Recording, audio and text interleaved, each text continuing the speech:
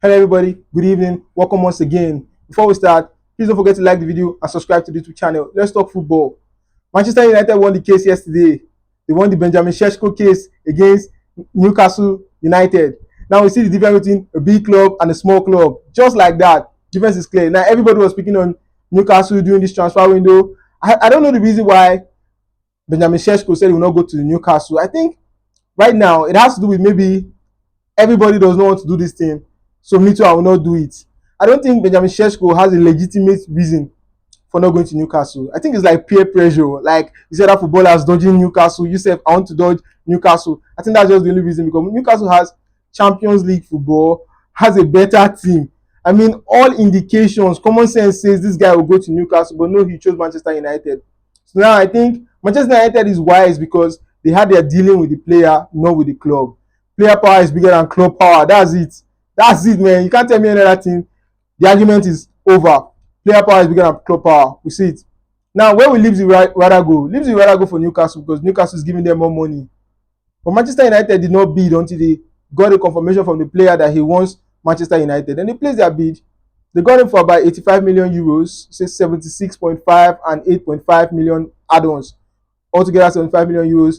Meanwhile, Newcastle was willing to pay 90 and they lost the case. They lost the case. So I think this is a lesson to everybody. Now, if you're not in the big six, I feel like there's this gang, there's this cartel, there's this cult. And if you are not among, you can't get the players first. You'll be second choice. So now, if you're not in the big six, no, I don't know. It's Tottenham still a big six, maybe. But if you're not there, you cannot take these players. You can't compete for players. You can't. But I just feel personally that Benjamin Šeško made the wrong choice. But Manchester United will be fine next season. That's for sure. Because they're going for a midfielder from Brighton, Carlos Baleba.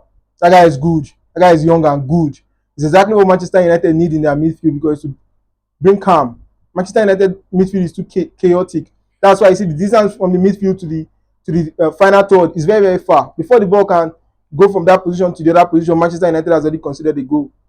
Now, if Manchester United fix their midfield by bringing Carlos Baleba, because I think his camp is open to it, but you still need to talk to Brighton and see how it goes. I think we have 2 weeks before Premier League start, or maybe less than a week. Sorry, less than 2 weeks. So let's just see how that one will go. But if Carlos Baleba come to Manchester United, the Manchester United will be very good. They still need to change their goalkeeper though. Now let's go to Newcastle. One more thing. I think Newcastle, the next transfer window, what they need to do is Newcastle needs to do their business quietly. I mean, any player Newcastle is going for, nobody should know until there's a here we go. Here we go.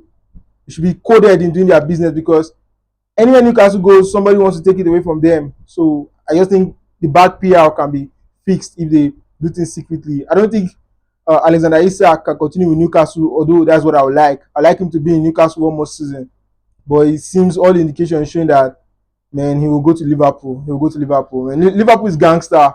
What Liverpool did to Newcastle is gangster. With you, Igor Ekitike thing and Alexander Isak, Liverpool is a big boy. Don't joke around with Liverpool. And let's go to another news.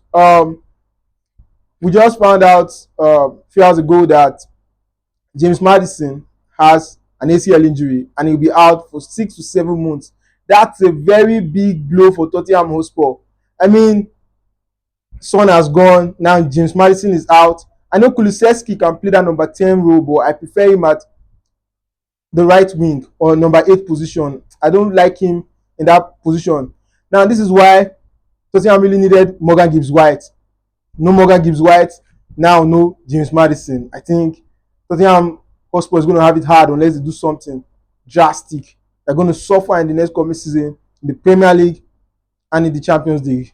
So let's just see how it goes. I wish him good recovery, because it's painful for a player to be out for 6-7 months. Very, very bad.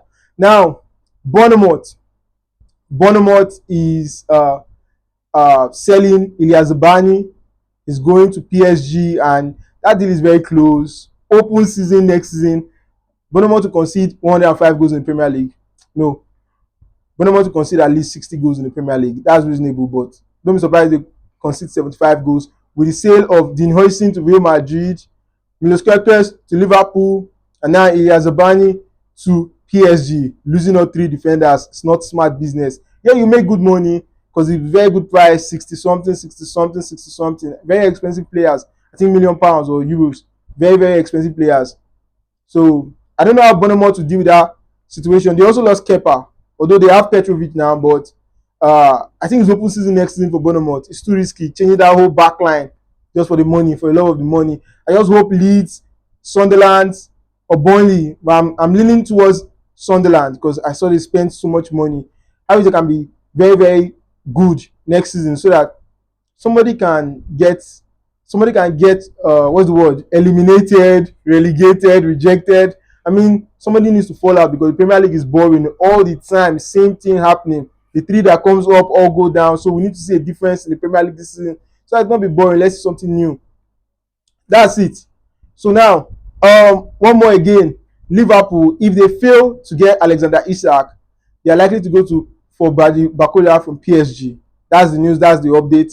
That's how it's going to be if they don't get Alexander Isak. They're going to go for the winger. I think Cody Gakpo as a winger can also play number 9. Can help. Luis Diaz used to do it for Liverpool. Lucho used to do it for Liverpool before going to the Bundesliga, Bayern Munich. So let's just see how it goes if Liverpool don't get Alexander Isak, but I think they will get Alexander Isak. They don't get him because Isak relationship with Newcastle is broken. Unless he signs a new contract, they won't let him go. They won't let him stay for another season. He has to go. So they're just looking for his replacement. And Darwin Núñez, Liverpool striker, is going to Al Hilal to go and get the Arab money, £400,000 a week. He was sold for about 53 million euros. I mean, that guy is balling now. Yeah, that's how it should be because I think it's the striker that is not really doing well in Europe that should leave Europe, not a prolific striker like Alexander Isak, Victor Gyökeres, Benjamin Šeško, Victor Osimhen. Guys like that will now be going to Saudi Arabia at a young age. No, it doesn't make sense. Maybe when they are close to retirement, they can go for the money. But when a striker is not really doing well, like Darwin Núñez, he has not really been performing in Liverpool, and it's a shame because I really like him. I think he's a very good footballer. But since he did not meet up to expectation, then it's okay for him to go and cash out. Yeah. So guys, please don't forget to like the video, subscribe to the YouTube channel. Thank you for watching. Bye for now. Talking Football Daily.